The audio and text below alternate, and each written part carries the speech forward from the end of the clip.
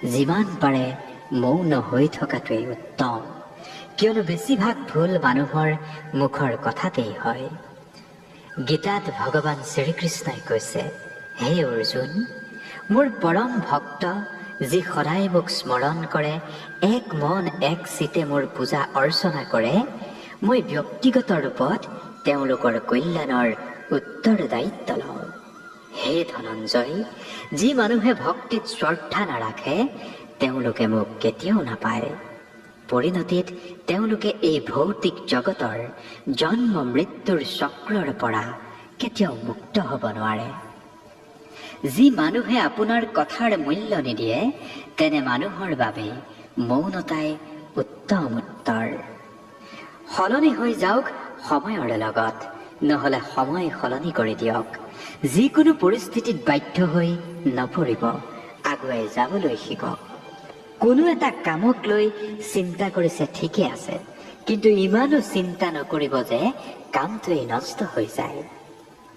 শুদ্ধ অন্তৰেৰে কৰা এটা কাম কেতিয়াও ব্যৰ্থ নহয় আৰু তাৰ ফলো আপুনি অৱশ্যেই পাব। শ্ৰীকৃষ্ণই কৈছে, হে অৰ্জুন, মই কাৰো ভাগ্য নবনাওঁ, মানুহে নিজেই নিজৰ ভাগ্য বনাই লয়। আপুনি আজি যি কৰ্ম কৰিছে তাৰ ফল আপুনি কাইলৈ পাবই, আৰু আজি যি আপোনাৰ হাতত আছে সেয়া আগতে কৰা কৰ্মৰ ফল। মানুহ ভাল বেয়া নাথাকে, মানুহৰ কৰ্মহে ভাল বেয়া থাকে, আৰু কৰ্ম যেনেকুৱা ফল তেনেকুৱাইহে পায় মানুহে। আপোনাৰ মোৰ কেৱল কৰ্ম কৰাৰহে অধিকাৰ আছে, ফলৰ ওপৰত আপোনাৰ মোৰ কোনো অধিকাৰ নাই। আপুনি নিজকে নিজৰ কৰ্মৰ ফলৰ কাৰণো নামানিব আৰু কাম নকৰাৰ বাবে মনলৈ আসক্তিও নানিব। সঠিক কৰ্ম সেয়া নহয় যাৰ পৰিণাম সদায় সঠিক হয়।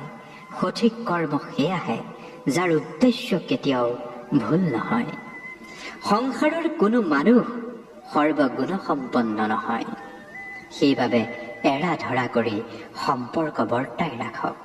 কাৰোবাৰ জীৱনক নকল কৰি পূৰ্ণ হৈ জীয়াই থকাতকৈ নিজেই নিজক চিনি অপূৰ্ণ হৈ জীয়াই থকাটোৱেই উত্তম।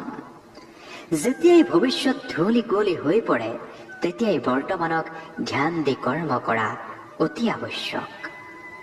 চেষ্টা কৰক, সমাধান নিশ্চয় ওলাব। আজি নহয় কাইলৈ হলেও সমাধান ওলাবই। জীৱনৰ আটাইতকৈ ডাঙৰ ভুল সেইটো যিটো ভুলৰ পৰা আমি কোনো শিক্ষা নলওঁ। যেতিয়াই আমাৰ মন দুৰ্বল হৈ পৰে তেতিয়াই পৰিস্থিতিয়ে সমস্যাৰ সৃষ্টি কৰে, আৰু যেতিয়াই মন স্থিৰ হৈ থাকে তেতিয়াই পৰিস্থিতিত প্ৰত্যাহ্বান হৈ পৰে, আৰু মন যেতিয়া মজবুত হয় তেতিয়া পৰিস্থিতিয়ে আমালৈ সুবিধা আনি দিয়ে। মানুহৰ মানৱীয়তা তেতিয়াই নষ্ট হৈ যায় যেতিয়া বেলেগৰ দুখত মানুহৰ হাঁহি উঠা আৰম্ভ হয়। শৰীৰত থকাখিনিৰ বধ কেতিয়াও কৰিব পৰা নাযায়, অৰ্থাৎ কোনো জীৱৰ মৃত্যুত তুমি শোক কৰাটো একেবাৰেই উচিত নহয়। সময়ে এটাই শিকায়, জীৱনে কাৰো বাবে অপেক্ষা নকৰে, কাৰো বাবে সময় ৰৈ নাথাকে। জীৱনে সেইজনৰ লগতহে খেলে যিজন খেলাত পাকৈত। দুখ সকলোৰে বাবে একেই, কেৱল সহ্য কৰাৰ ধৰণটোহে বেলেগ বেলেগ। কোনোবা হতাশ হৈ ভাগৰি পৰে, কোনোবা আকৌ সংগ্ৰাম কৰি শক্তিশালী হয়। মানুহে নিজৰ কৰ্মৰ পৰিণামেৰে পোৱা জয় পৰাজয়, লাভ লোকচান, হৰ্ষ বিষাদৰ বিষয়ে ভাবি চিন্তাৰ সাগৰত কেতিয়াও ডুব যাব নালাগে। যদি ভুলৰ পৰা আপুনি কিবা শিকে তেতিয়া ভুল চিৰিৰ দৰে, আৰু যদি একোৱেই নিশিকে তেন্তে ভুল সাগৰৰ দৰে। ডুবিব নে বগাব নিৰ্ণয় আপোনাৰ।